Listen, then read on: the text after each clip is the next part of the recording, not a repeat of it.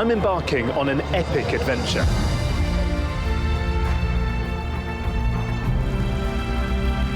From spectacular natural landscapes to the busiest cities in the world. I'm in China to explore the treasures of this ancient civilization. I find this really very special indeed. To understand its culture and tradition that have lasted for thousands of years and which continue to shape this great nation. I've really been looking forward to seeing this. And to truly understand the secrets of a country's soul, I think you need to immerse yourself in its art. And it begins, my journey in Beijing, China's vibrant capital.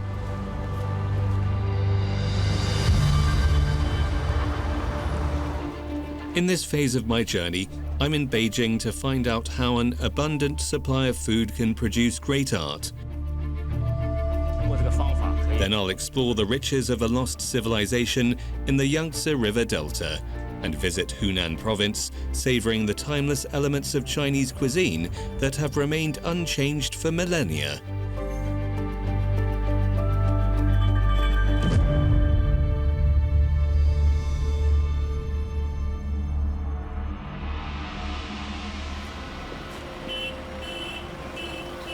My adventure begins at one of the capital's more unexpected landmarks on the outskirts of Beijing.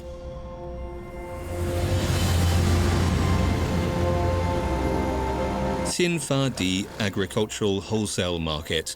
More agricultural products are traded here than anywhere else in Asia. 谢谢. Thank you. The amount of produce that gets shifted here is completely astonishing. 1,500 sheep, 3,000 pigs, 18,000 tons of vegetables get sold at this market every single day of the year. But what, you might ask, has this got to do with art? The ancient challenge of feeding one of the world's largest populations is brilliantly depicted in a magnificent artwork housed in the Palace Museum, once the center of imperial power known as the Forbidden City. Every day, up to 80,000 tourists have the opportunity to marvel at the symmetrical harmony of the most renowned buildings in Beijing.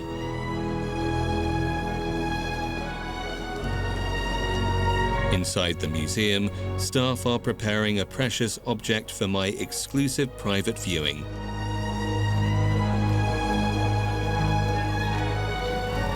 It represents a foundational myth of China's national identity and tells the story of a talented administrator who safeguarded the food supply chain during country's first dynasty.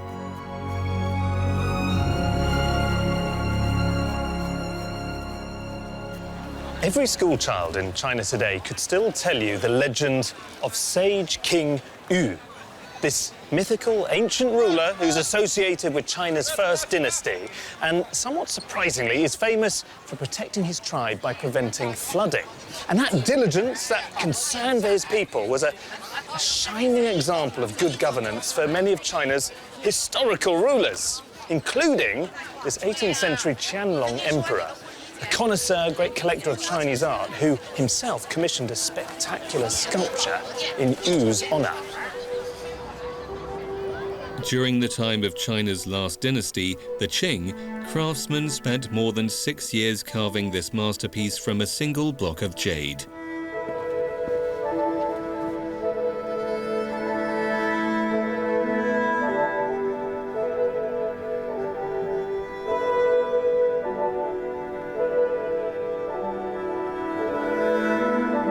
What I love about this gigantic sculpture is its chunkiness and its size, because it's just somehow so unapologetic.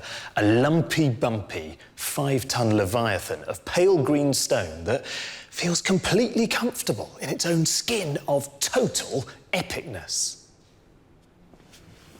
It's really tempting to just get sucked into all of the detail. And everywhere, all of these wonderfully twisty trees and tiny bushes and pieces of vegetation like bunches of grapes, as if it's the moss, the lichen that's covering the surface of the boulder. And just animated with this great swirling vortex of visual energy and activity, as you have all of these different workers, some of them manipulating their machines, lots of them hacking repeatedly at the rock face.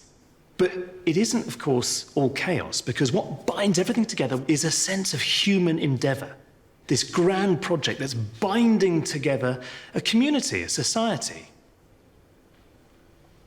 And so you can understand why in the 18th century, the emperor, the Qianlong emperor, would want to commission a piece on this scale depicting specifically this subject, because it's a beast of an artwork, but it's appropriate for someone that powerful. This is a whopping statement of imperial power.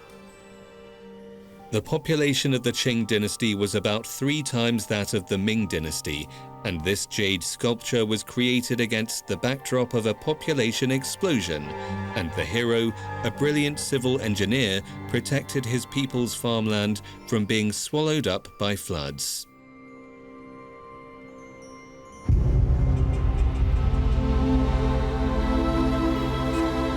I am curious to know if there is any historical truth to the legend of Sage King Yu. So I have come to the modern city of Hangzhou, capital of Zhejiang province, 1,200 kilometers south of Beijing in the Yangtze River Delta.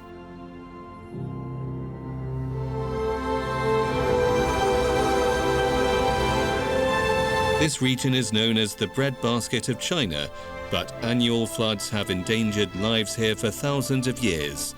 Today, nearly 3/4 of the country's rice and half of its grain come from the Yangtze River basin.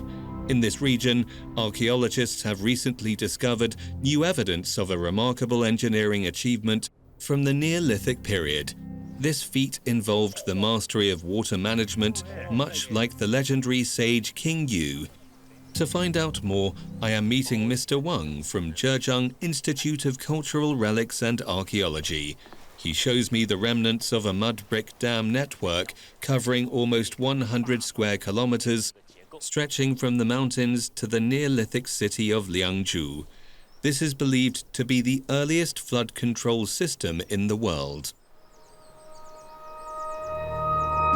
But Mr. Wang's team has discovered something even more astonishing about this lost civilization. The inhabitants stored vast quantities of rice, enough to sustain a city of 20,000 people for a month. However, a catastrophic fire engulfed the rice, carbonizing it and inadvertently preserving it for millennia. 到这个整个区域，它一共有20万公斤的这个稻米。 That's a ridiculously large number. What does that tell us about this fortified town, the culture that was on this site? 当时的这个社会生产已经足够供养这么多的不从事直接这个稻米生产的这些人，所以他当时应该已经进入一种城市文明的阶段。 It's a very exciting archaeological discovery. What's significant about this? 这个可以说是最近的这个10几年来，中国这个考古界新石器时代考古最伟大的发现之一哈，关于良渚的这个发现，相当于把中国的这个国家社会历史往前提了1000年。 That's a staggering revision to the accepted timeline of Chinese history. The complex engineering projects of Liangzhu ensured food supply to their city, and with their sophisticated society came remarkable art. The Zhejiang Provincial Museum in the heart of Hangzhou is home to one of the most impressive of such treasures.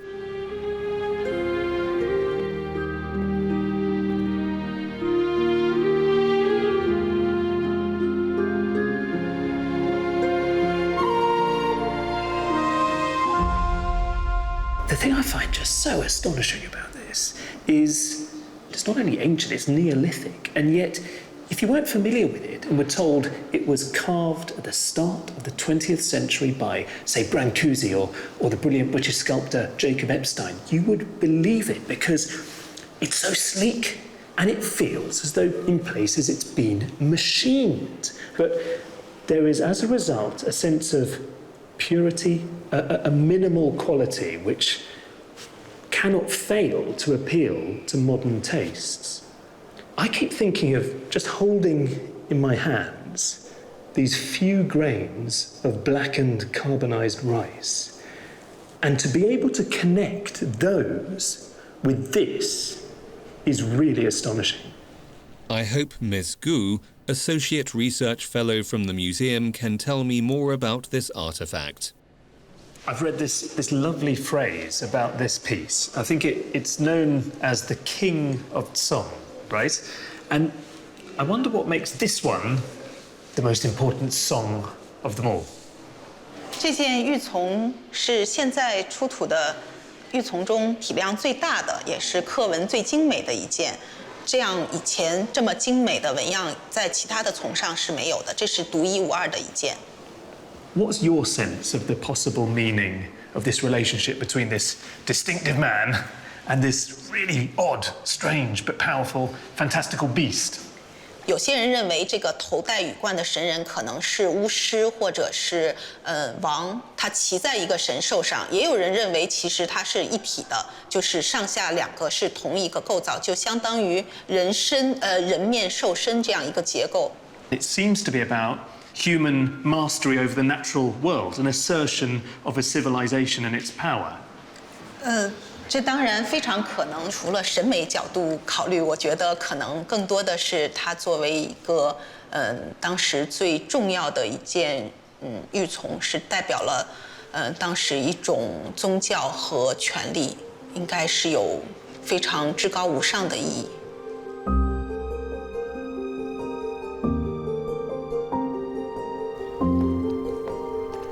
What the Liangju did have, thanks to their social organization and their mastery of these very complicated, sophisticated irrigation techniques, was a hefty surplus of food. And that brought them perhaps the most important stimulant of all to civilization, the luxury of time.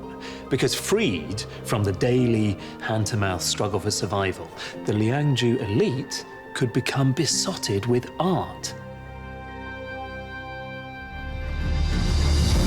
It's truly remarkable how a steady supply of rice played a vital role in the development of a civilization in Neolithic China. Understanding rituals around food is key to understanding a culture, so in my next destination, I'll be enjoying a private family feast and explore the art of exquisite dining that extends even beyond the realm of the living.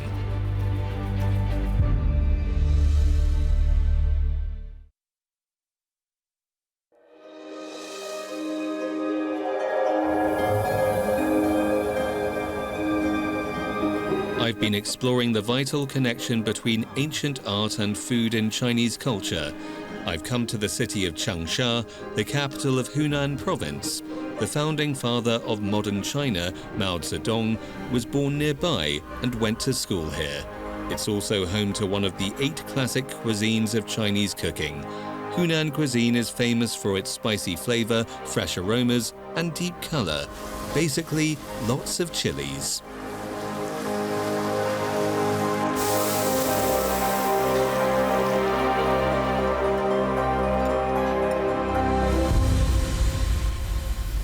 The well-designed Hunan Museum exhibits the sensational art unearthed from Ma Wang Dui, an exceptional Han Dynasty tomb complex in the Changsha suburb, dating back to the 3rd century BC, when China's longest dynasty first established its dominance. The centerpiece is the wooden coffin of Xin Jue, or Lady Dai, the wife of the Prime Minister of Changsha Kingdom. We have been asked not to film her corpse, which is on display here, out of respect. But it is so exceptionally preserved, an autopsy has revealed what she ate as her last meal: melon.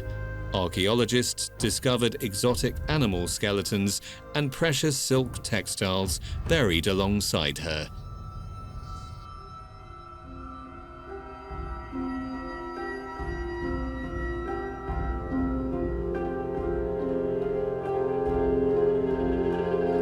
But most impressive of all is her collection of more than 700 items of lacquerware, an outstanding example of the ancient Chinese fascination with food even in the afterlife.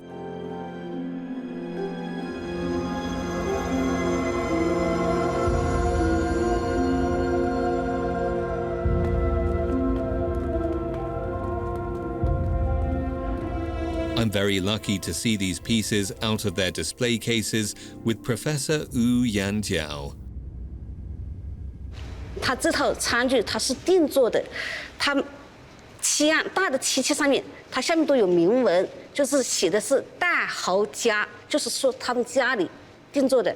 所以说，像这种漆器，它不是一般的老百姓可以用得上的，只有在贵族阶层，他们才能使得上这套漆器。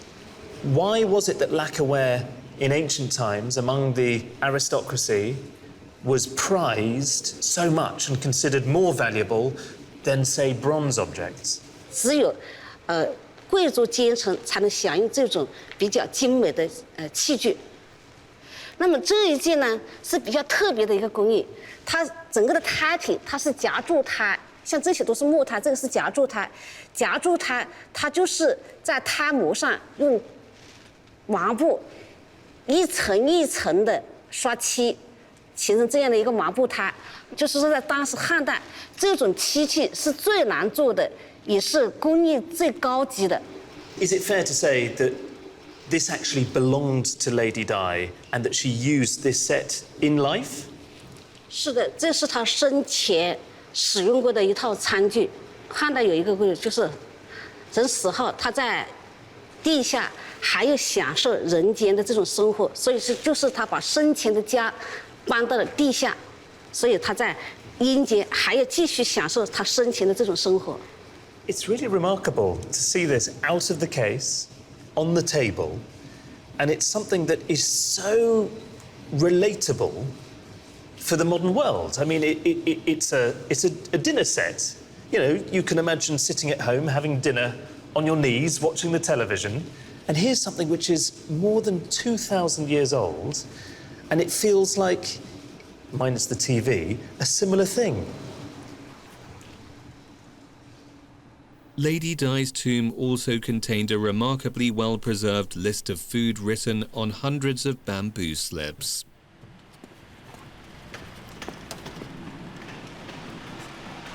These are really curious, these objects. They look like very thick chopsticks which have got writing on them. You have picked out 9 of these slips from her tomb. What do they individually refer to? 每只竹简啊，它代表一类的东西，比如说像这一只竹简，它是写的使跨更一鼎，这一只简。 它是讲的就是熬兔意思，熬它就是干煎，就是就是烹饪方法的一种，就是煎，加点油煎以后，再加点汁或者水去煮一下，它非常讲究这种饮食生活。So if you were part of the Han elite, you had to be, you know, a gourmand, someone who loved fine dining. That was an important way to project your status. It wasn't just a means to an end, something peripheral. It was the absolute heart and soul of their culture.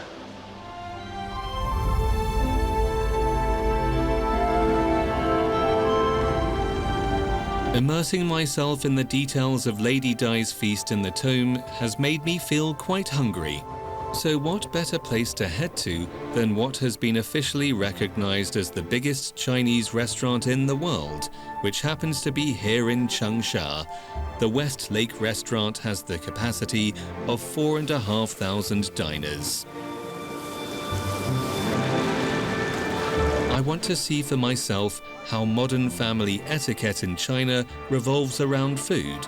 Mr. and Mrs. Chen are holding a banquet in honor of their son's first-month birthday, and they've kindly invited me to join them in their family feast.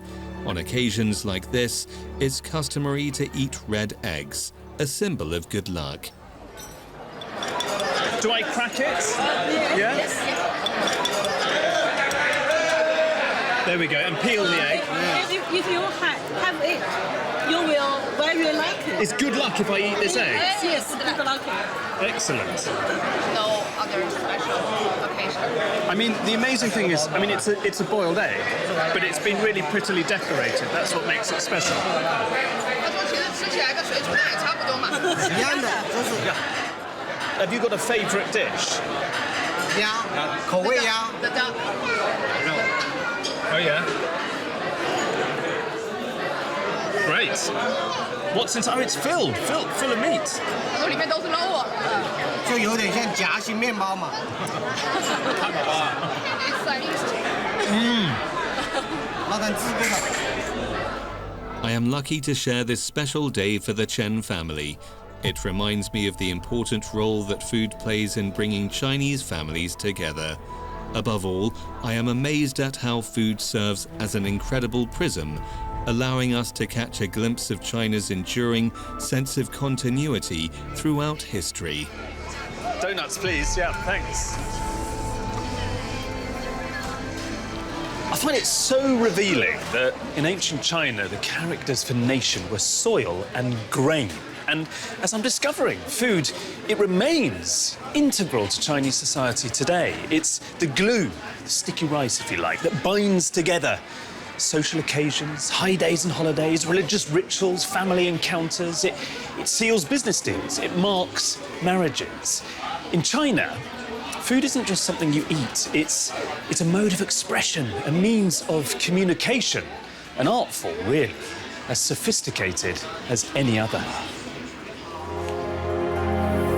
Travelling across this vast country and admiring stunning and surprising artworks has challenged many of my preconceptions about China. In my encounters with the people of modern China, a nation undergoing industrialization at a pace 10 times faster than Britain's Industrial Revolution, I have been astounded by their remarkable connection to their traditions and customs. Through them, I have gained a profound understanding that China's greatest artistic treasures continue to hold significance in the present day, and that it's impossible to understand China's present without learning first about its past.